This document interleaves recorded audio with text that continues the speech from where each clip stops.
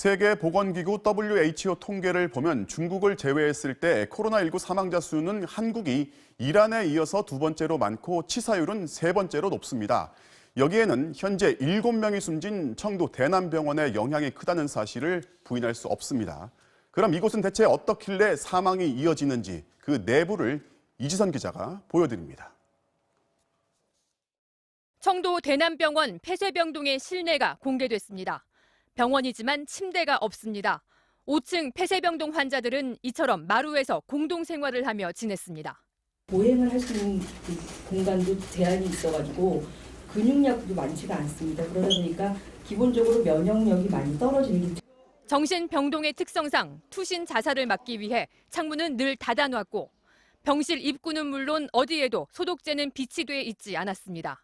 가해 위험이 있기 때문에 샴푸나 이런 걸 관리해야 돼서 개별 화장실이나 목욕실이 없고 알코올젤 같은 경우에도 마실 수가 있어가지고 병실 입구나 개인 침상별로 비치가 어려운 그런.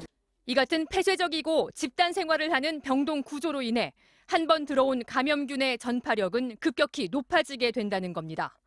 결국 이런 환경은 환자의 거의 전부를 포함해 모두 114명이 코로나19 확진 판정을 받는 결과를 낳았고 이 중 7명이 사망하는 비극으로 이어지고 있습니다. 지금도 80여 명의 환자가 대남병원에 입원 중이어서 상황이 더 나빠지고 있다는 우려도 있지만 다른 병원으로의 이송도 쉽지 않습니다. 정신질환 환자들의 특성상 일반 병원에서는 치료가 더 어려울 수 있다는 겁니다.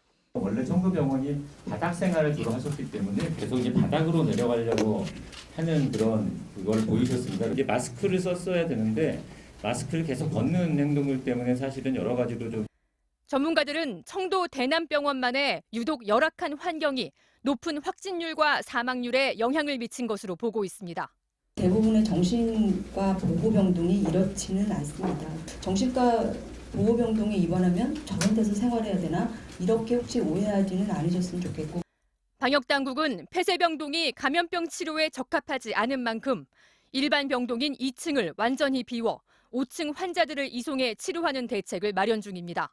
하지만 신경정신의학회는 현장에선 1인 1실 마련이 쉽지 않고 내과 의사도 부족하다며 일부 대남병원 환자들을 외부 병원으로 이송하는 방안이 마련돼야 한다는 입장입니다. MBC 뉴스 이지선입니다.